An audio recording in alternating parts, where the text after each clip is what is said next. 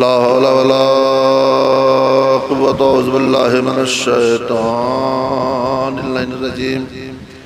बिस्मिल्लाहिर रहमानिर रहीम।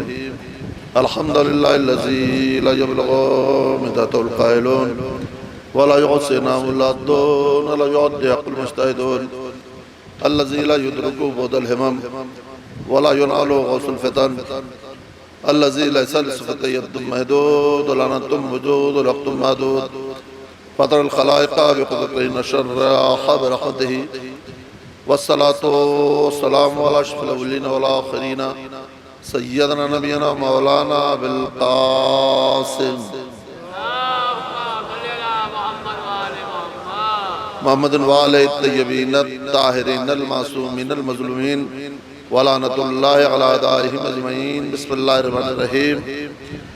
तबारकल्लज़ी बियदिहिल मुल्क व हुवा अला कुल्लि शैइन क़दीर अल्लज़ी ख़लक़ल मौता वल हयाता लियब्लुवकुम अय्युकुम अहसनु अमला।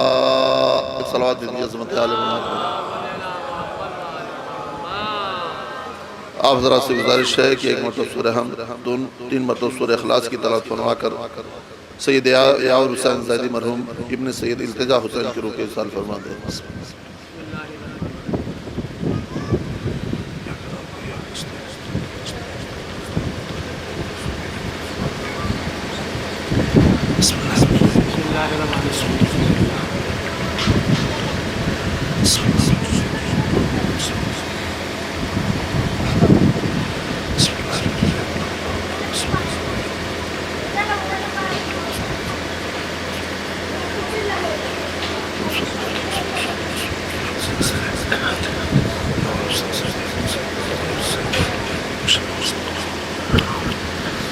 एक सलावत भेजिए अज़मत आले मोहम्मद पर।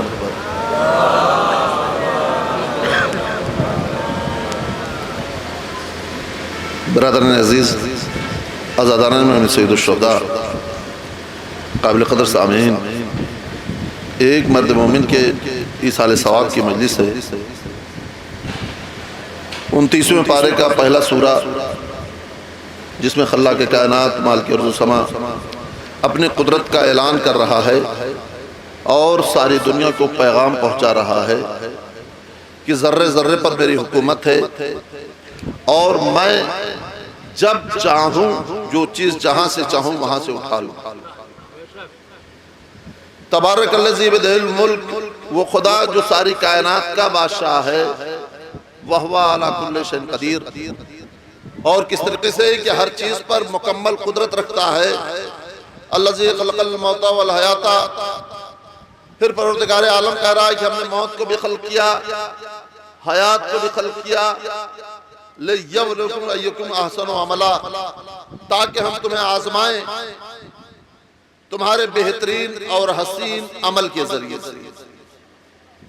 यानी परवरदिगार आलम की करीमियत का अंदाजा इस आयत से आप लगा सकते हैं कि दुनिया में इंसान आजमाता है तो कमियां तलाश करता है, अयूब को तलाश करता है और इंसान के कैरेक्टर को दागदार बनाने की कोशिश करता है।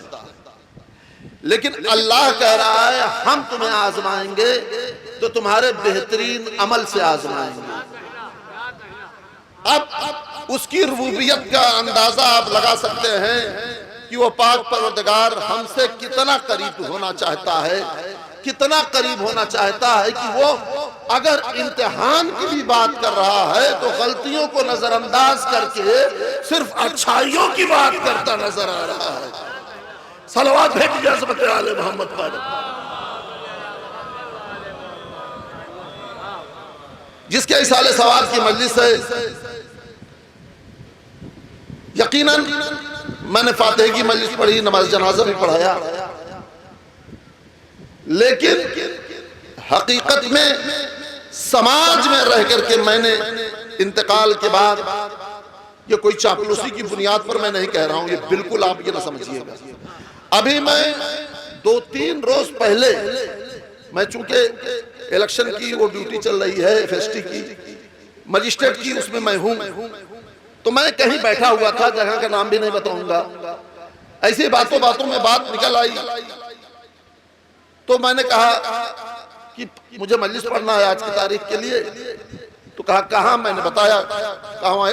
अरे यावर साहब को तो मैं बहुत करीब से जानता हूँ, और ना कोई अजीज, ना कोई रिश्तेदारी, ना कोई करीबी ताल्लुकात, जो मौलाए कायनात ने कहा है उस पर सच्चे तरीके से इंसान अमल कर ले तो बस वही उसकी जिंदगी का माहसल है।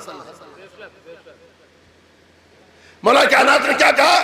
इंसान जब तक जिंदा रहे लोग उससे मिलने के ख्वाहिशमंद रहे, और जब इस दुनिया से चला जाए तो लोग उसको याद करें। मैं बैठा था, बात निकल आई, चूंकि जब ऐसी जगह पर ड्यूटी लगे कि जहां पर कोई अपने कोई ना हो तो तलाश किया जाता है, कोई अपना मिल जाए तो वहां बैठ के थोड़ी सी थकान दूर हो जाए। 8 घंटे की ड्यूटी खड़े होकर के कौन कर पाएगा? बहरहाल बातों बातों में बात निकल आई तो फैजाबाद का तस्करा कहा। अरे कहा यावर साहब तो ऐसे थे कि सरकारी अस्पताल में मेरा मरीज था, उसको ब्लड की जरूरत पड़ी, मेरे एक अजीज मौजूद थे, उनका ब्लड मिल रहा था, लेकिन उन्होंने कहा नहीं इसका ब्लड नहीं चढ़ेगा, आपका अगर चढ़ेगा तो ठीक है वरना आपको पैसा देना पड़ेगा। उनके दिमाग में आया कि कोई एक यावर साहब है जो गुदड़ी बाजार में रहते हैं, मुझे ये भी नहीं मालूम था कि गुदड़ी बाजार में रहते हैं, उन्होंने ही बताया मुझे। जो गुदड़ी बाजार फैजाबाद में रहते हैं वो उनके पास गए, उनका बयान है कि वो मैं जब उनके घर पहुंचा तो पेपर पढ़ रहे थे। बस मैं पहुंचा और मुझसे मैंने अपनी बात उनसे कही, उन्होंने पेपर रखा और कहा बाहर रिक्शा रोको, बाहर रिक्शा रोको। ना कोई अजीज, ना कोई रिश्तेदारी, ना कोई करीबी ताल्लुकात, और उनका बयान था कि कुर्ता पहनते हुए बाहर आए। यह भी बयान था कि कुर्ता पहनते हुए बाहर आए। और अब आने के बाद अस्पताल में गए और बिल्कुल डांटने के लहजे में कहा पहले उस शख्स को सामने लाओ जिसने पैसे की बात की। यह होती है खिदमत। मैंने कहा ना कि मौलाए कायनात ने जैसा कहा है कि जब तक जिंदा रहो तब तक लोग तुमसे मिलने के मुश्ताक रहे, और जब चले जाओ तो लोग तुम्हें तुम्हारे अखलाक और आदात से याद करें। यह है हमारी जिंदगी की मेराज। एक सलवात भेज दीजिए मोहम्मद वाले मोहम्मद।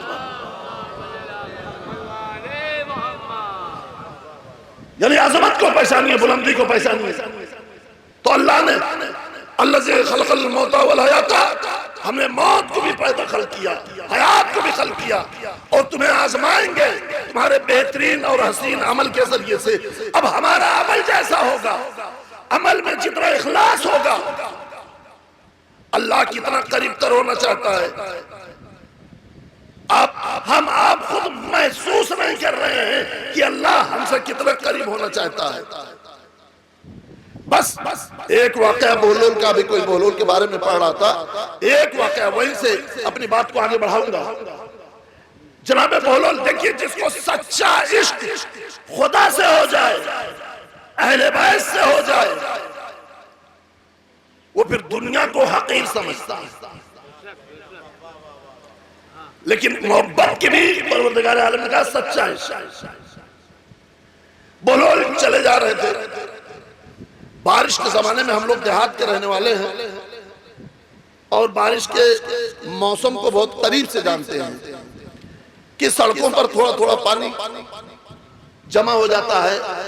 तो बहलोल चले जा रहे थे, ऐसा में अमल बहलोल चले जा रहे थे कि एक आशिको माशूक एक सीढ़ी पर बैठकर गुफ्तगू कर रहे थे। जब गुफ्तगू कर रहे थे वो दोनों, बहलोल का पैर जो थोड़ा सा पानी सड़क पर जमा था, थोड़े से छोटे से गड्ढे में, उस पर बहलोल का पैर पड़ा और उसकी माशूका के कपड़े पर जाकर पानी पड़ा। ये बात उसके आशिक को नागवार गुजरी और वो अपनी जगह से उठा और उसने बहलोल को 2-3 हाथ रसीद किया। हम अपनी जबान में कह रहे हैं, 2-3 हाथ रसीद किया और जाकर फिर दोनों गुफ्तगू करने लगे। बहलोल ने कोई जवाब नहीं दिया, हाथ को उठाया, धीरे धीरे कुछ कहा और वहां से चल दिया।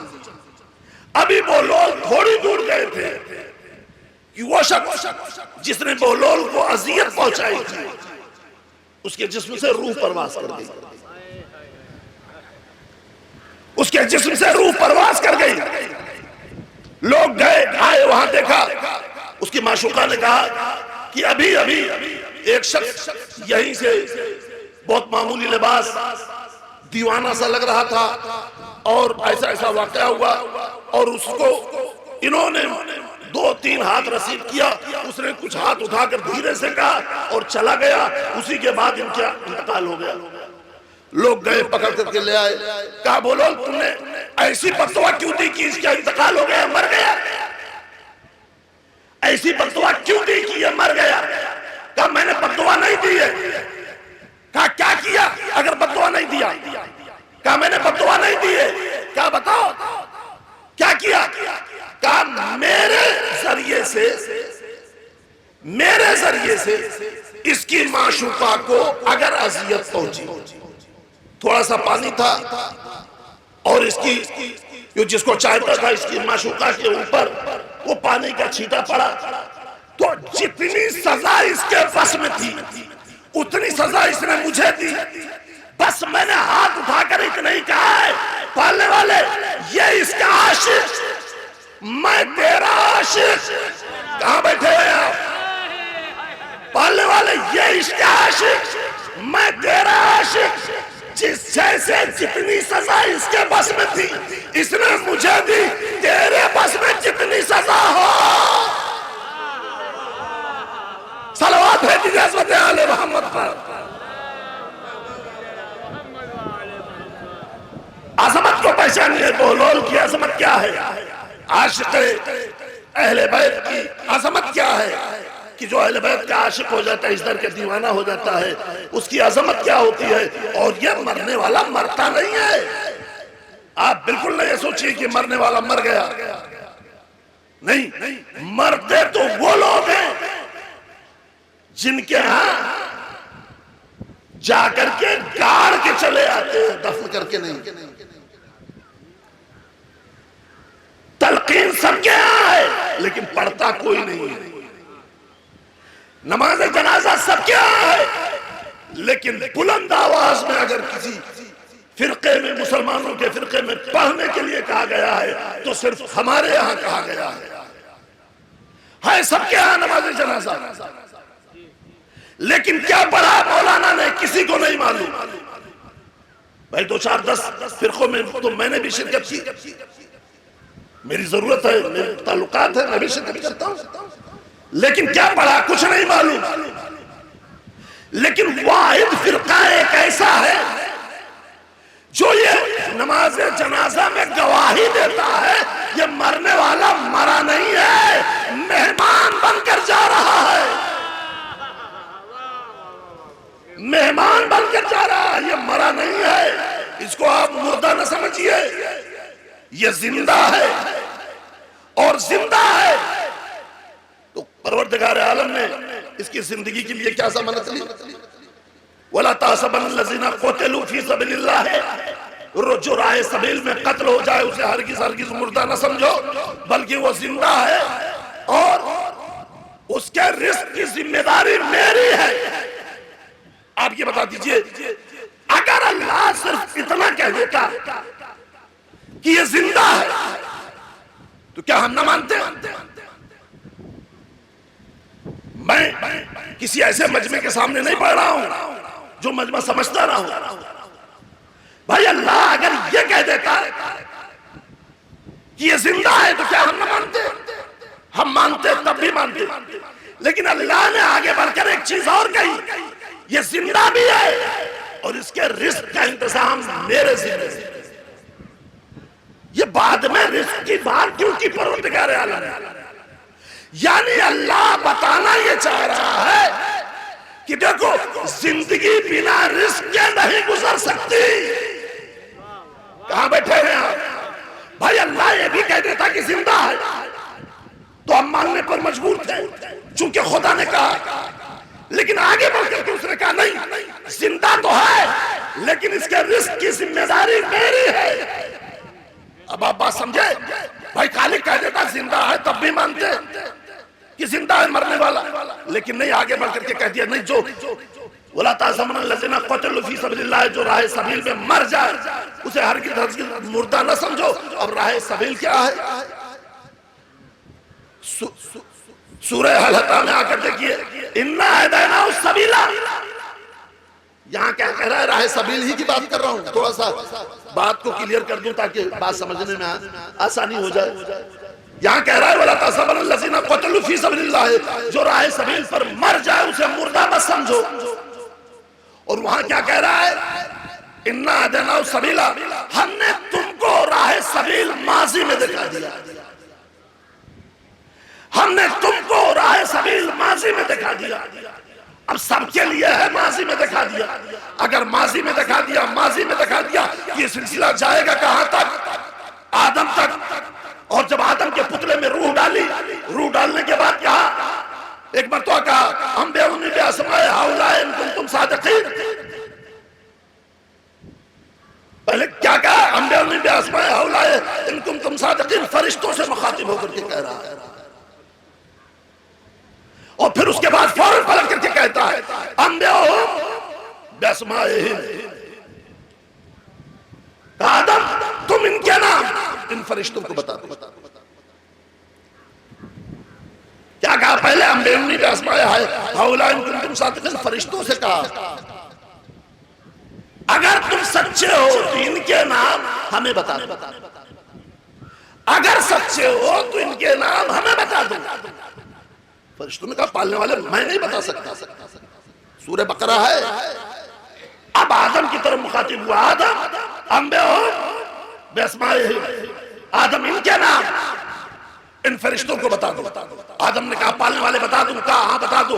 कहा पालने वाले अल्लाहुम्मा अंता महमूद हाजा मोहम्मद, अंता आला हाजा अली, अंता फातिर हाजा फातिमा, अंता मोहसिन हाजा हसन, अंता कदमुल एहसान हाजा हुसैन, अंता कदमुल एहसान हाजा हुसैन। पालने वाले तू महमूद ये मोहम्मद, तू आला ये अली, तू फातिर ये फातिमा, तू मोहसिन ये हसन, तू कदमुल एहसान ये हुसैन। यानी अब इन्ना हदैनाहु सबीला को अब मिलाओ, हमने तुम्हारी हिदायत माजी में कर दी। आदम ने माजी में ये बता दिया कि देखो खुदा को पहचानना है तो बगैर पंचतन के नहीं पहचाना जा सकता। सलावत भेज दिया अज़मत आले मोहम्मद पर।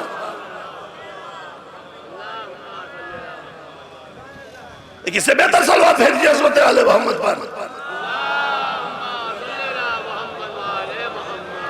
आदम को पहचान, खुदा को पहचानना है तो बगैर पंचतन के नहीं पहचाना जा सकता।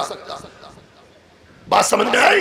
वला ताज़मन लज़ीना क़ुतिलू फ़ी सबीलिल्लाह, जो राह सबील में कत्ल कर दिया जाए वो हरगिज़ मरता नहीं है। तो राह सबील है क्या? समझ में आया ना? राह सबील क्या है? इमाम जाफर सादिक अलैहिस्सलाम ने इरशाद फरमाया हम अहले बैत को राह सबील कहते हैं। क्या कहा अल्लाह ने? इनके रिस्क की जिम्मेदारी मेरी है। यानी रिस्क कहा है। और रिस्क के मुतालिक आप देखिए बहुत से लोग ये कहते हैं, रिस्क की मुख्तलिफ डिफिनेशन है। कुछ लोग ये कहते हैं कि मैं बिना गोश्त के नहीं जिंदा रहता। कुछ लोग ये कहते हैं कि मेरे खाने पे दाल जरूर होना चाहिए। कुछ लोग ये कहते हैं कि नहीं मैं कबाब पराठा जरूर खाता हूँ। कुछ लोग ये कहते हैं कि नहीं मुझे जो मिल जाए वही शुक्र खुदा, वही शुक्र खुदा है, वही शुक्र करके खा लेता हूँ। और यानी रिस्क की मुख्तलिफ डिफिनेशन। रिस्क किसी मखसूस ग़िज़ा का नाम नहीं है कि बस इसी का नाम रिस्क है। रिस्क किसी मखसूस ग़िज़ा का नाम नहीं है। बस यूं समझो, जुमला दे रहा हूं, जुमले की कदर कीजिएगा। बस यूं समझो, जो इंसान को मरने न दे, जिंदा रखे, उस शय का नाम है रिस्क। अब बात समझ में आ गई ना? अब मैं शायद अपनी बात पहुंचा ले जाऊं। जो इंसान को मरने न दे, जिंदा रखे, उस शय का नाम है रिस्क। रिस्क उसका नाम है जो इंसान को मरने न दे, हमेशा के लिए जिंदा रखे, उस शय का नाम है रिस्क। तो दुनिया में इंसान दाल रोटी बिरयानी कबाब पराठे नमक रोटी से जिंदा रहता है। अल्लाह ने कहा यही तो बताना चाहता हूं मैं तुमको, यही बताना चाहता हूं कि तुम्हारे लिए ऐसे रिस्क का इंतजाम कर रहा हूं कि दुनिया में जब तक रहोगे तो इनकी मोहब्बत दिल में रखोगे तो जिंदा कौम कहलाओगे, मर जाओगे तो कयामत तक के लिए जिंदा रहोगे। सलावत भेज दीजिए हज़रत आले मोहम्मद पर। मर जाओगे तो कयामत तक के लिए जिंदा रहोगे। भाई अल्लाह ये भी तो कह सकता था, वला ताज़बन्नल्लज़ीना क़तलू फ़ी सबिलिल्लाह, जो राह सबिल पर मर जाए वो जिंदा है। बस बात यहीं पर तमाम हो जाती। लेकिन रिस्क की बात कह करके ये बताना चाहता है कि देखो जो राह सबिल पर मर जाए वो जिंदा है, उसके रिस्क की जिम्मेदारी मेरी है। तो अब मैं उसके रिस्क की जो मैंने जिम्मेदारी ली है, उसके रिस्क के लिए दुनिया में उसको एक जिंदा कौम के हवाले से पहचानवाऊंगा और मरने के बाद अहले बैत का रिस्क साथ में लेकर जाएगा। एक सलवात भेज दिया हज़रत आले मोहम्मद पर। और ये जिंदा बात आपसे, सच्ची बात मैं आपसे कह रहा। इमसाल ईद हम लोगों ने मनाई, लेकिन जरा ये सोचिए फिलिस्तीन वालों ने ईद कैसे मनाई। लेकिन किसी उम्मत मुस्लिमा ने सोचा कि फिलिस्तीन के लिए हम कदम कैसे आगे बढ़ाएंगे। जहां हम अपनी बच्चियों के लिए चूड़ियां ईद में तलाश कर रहे थे, वहीं फिलिस्तीन अपनी बच्चियों का हाथ तलाश कर रहे थे। समझ में आई बात? अभी मैंने मसाइब नहीं पढ़ा, फिलिस्तीन वालों का एक वाकया बयान कर रहा हूं और आंखें नम हो गई। ये करबला का नतीजा है कि मजलूम के ऊपर आंसू बहाना। सलावत भेजिए हज़रत आले मोहम्मद पर।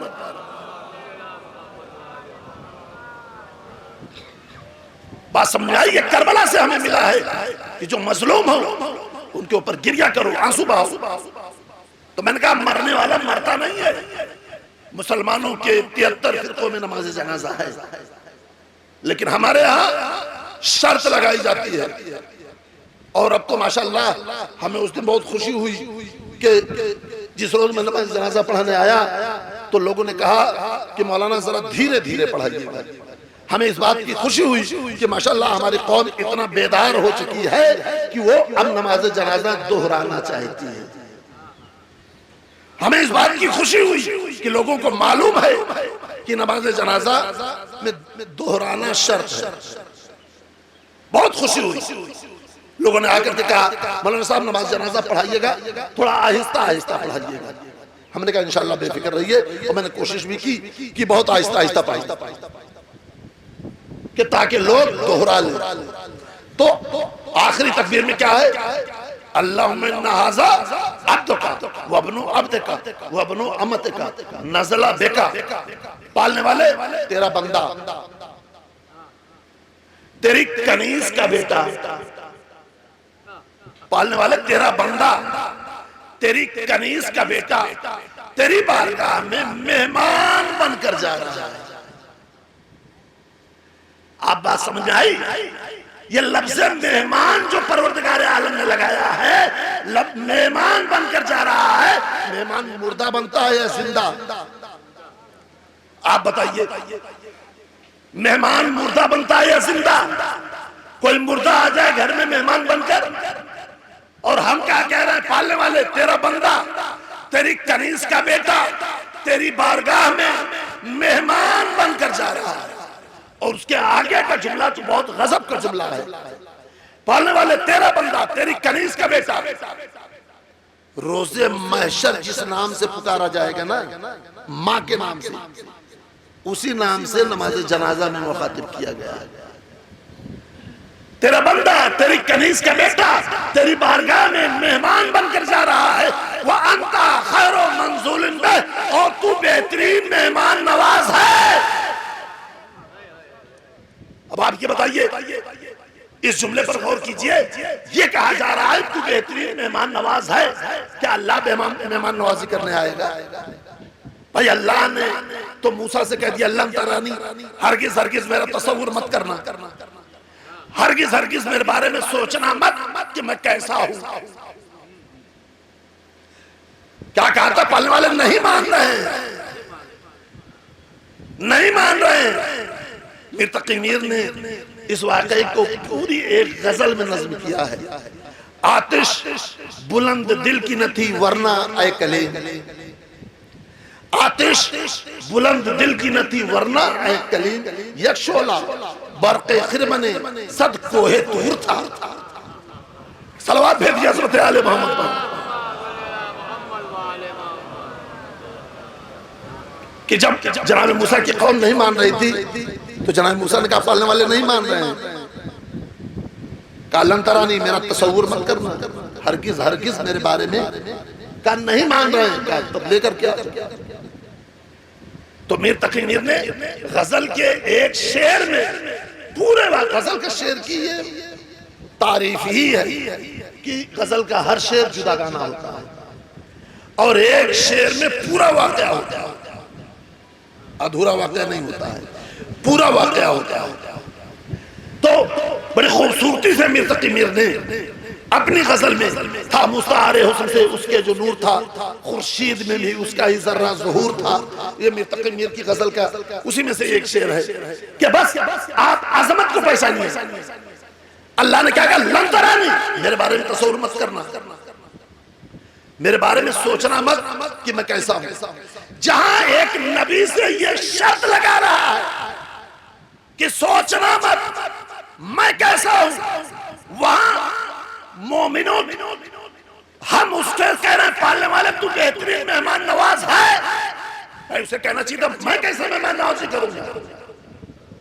आप ये बताइए, हम आजकल जमाना ऑटोमेटिक का है। थोड़ी सी मिसाल दे दूं ताकि बात वाज़ेह हो जाए और ज्यादा देर नहीं पढ़ूंगा, बिल्कुल आप ये समझिए 10 से 15 मिनट के अंदर अपनी बात तमाम करूंगा, चूंकि दूसरी मजलिस होना है इसका मुझे ख्याल है। और कोशिश हम दोनों लोगों ने ये की है कि 1 बजे के अंदर दोनों मजलिसें तमाम हो जाएं।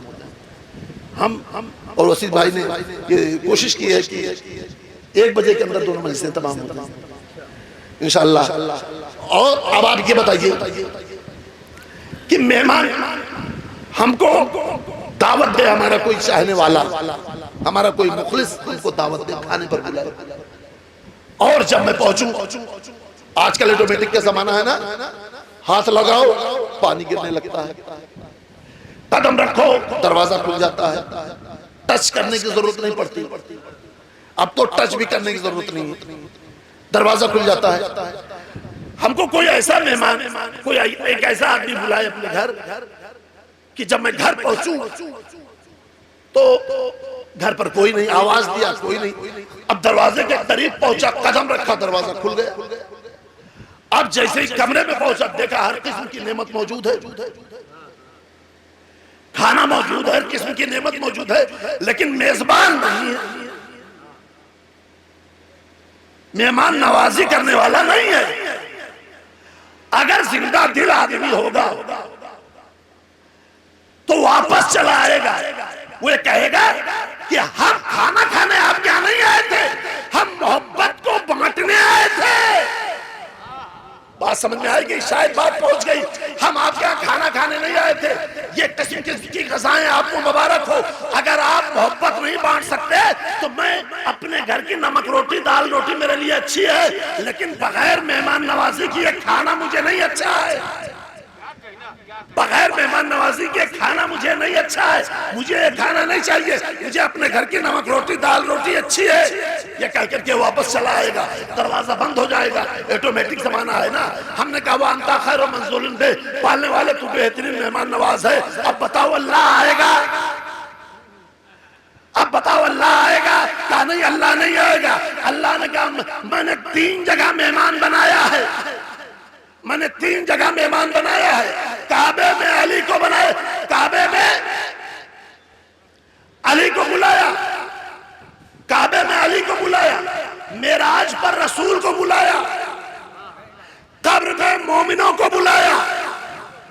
कोई हाथ अपनी जहां नीचे नहीं रहना चाहिए। काबे में हाजियों को बुलाया, मेराज पर रसूल को बुलाया, कब्र में मोमिनों को बुलाया, लेकिन तीनों जगह मेजबान एक को रखा। तीनों जगह मेजबान एक को रखा। काबे में जब तक अली नहीं आ गए, काबे का तवाफ नहीं करवाया, मेराज पर जब तक अली को बुला के बिठा नहीं लिया, जब तक रसूल को नहीं बुलाया, कब्र में मेहमान नवाजी के लिए, मोमिनों की मेहमान नवाजी के लिए अली को बुलाया। सलावत है दीजिए अज़मत आले मोहम्मद पर।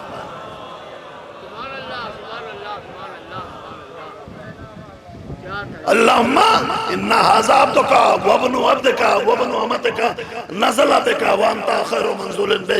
पालने वाले तेरा बंदा, तेरी कनीज़ का बेटा तेरी बारगाह में मेहमान बन करके जा रहा है। व अंता खैरु मंज़ूलिन बे, और मेहमान नवाजी का इंतजाम उसी ने करवाया कि देखो तुम जिसे कब्र में उतार करके आ रहे हो उसको मुर्दा मत समझना, और सुन ये न समझो सिर्फ हम अकीदे की बुनियाद पर ये बात कहते हैं। हम पहले अमल करते हैं फिर अकीदा पुख्ता करते हैं। अमल क्या करते हैं? पहले हम शानों को पकड़ कर तलकीन पढ़ते हैं। ये हम तलकीन पढ़ना, अरे भाई मर चुका है सुना किस कर रहे हो? क्या मरा होता तो सुनाते क्यों? तलकीन पढ़ करके इस बात की तरफ तमाम सबको मुतवज्जे करते हैं, देखो हमारा मरने वाला मरता नहीं है, ये जिंदा जा रहा है। सलावत है दीजिए अज़मत आले मोहम्मद पर। अज़मत को पहचानो। अहले बैत की अज़मत क्या है, अहले बैत की बुलंदी क्या है। बस मैंने अपनी बात को यहीं पर तमाम किया। ये चीजें हमें करबला से मिली, और हुसैन ने बाद शहादत लोग के नेज़ा पर तिलावत करके बता दिया कि देखो हम जिंदगी के मोहताज नहीं हैं, हम जिंदगी के मोहताज नहीं हैं। बस एक मर्द मोमिन के इसाले सवाब की मजलिस है।